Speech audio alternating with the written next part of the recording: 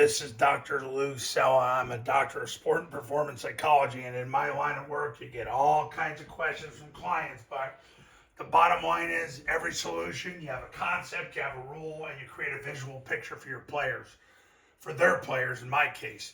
This is a situation where a client had an alignment with a 1, a 4-eye, a 40 technique backer. They were all in on stopping 2 plays, zone dive and toss. And I have found the last many years that's what high school Harrys try to do to stop the offense. And I don't know why they're not concerned about mid-triple. I've said this to clients and I beat this over their head. You got to get mid-triple going. A lot of my clients that are in year 2 of working with me, they finally get to doing it and they see much better results of every single time the C-gap player comes down to take the dive, they're running it.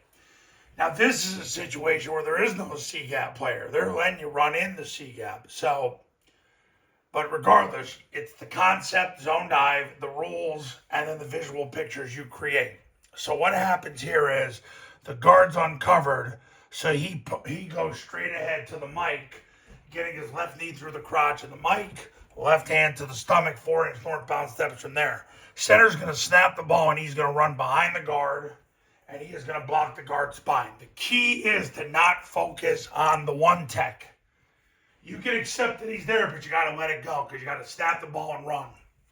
Because if you work to engage with him, that's where you get beat. And I've seen it happen too many times. So he snaps the ball, he runs behind the guard and blocks the guard's spine, and that's what cancels the play side A gap. Backside guard does the same thing to the center. He opens at 90 degrees, he runs, and he blocks the center spine with his right hand. The backside tackle does the same thing to the backside guard. Backside receiver sprints and blocks the goalpost.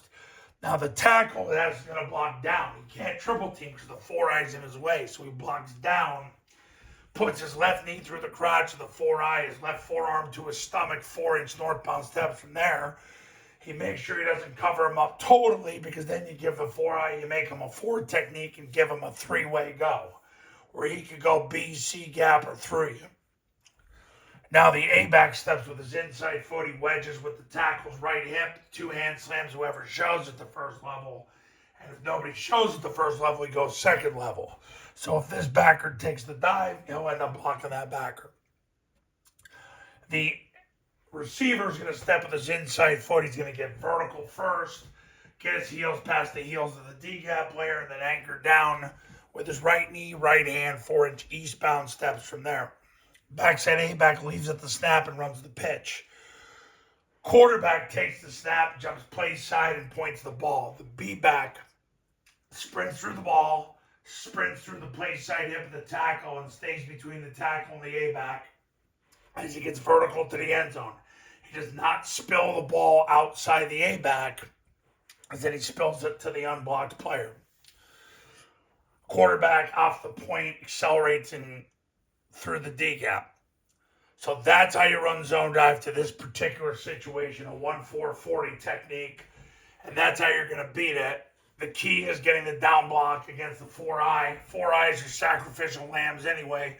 The goal is to get the left knee through his crotch and then strike with the left forearm, 4-inch northbound steps. You don't have to hold the block very long because the ball's going to clear anyway. So that's the beauty of it all. The center's job is to make sure that after he snaps the ball, he opens at 90 degrees and he runs to get behind the guard, get flat, and then once you get your near knee through the spine, then work vertical to block his spine.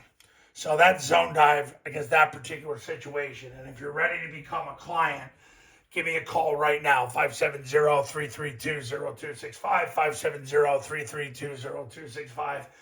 And go to tripleoptionfootball.com/testimonials. So you can see all the success stories and testimonials from my clients over the last 15 plus years. And I'll see you in the next video.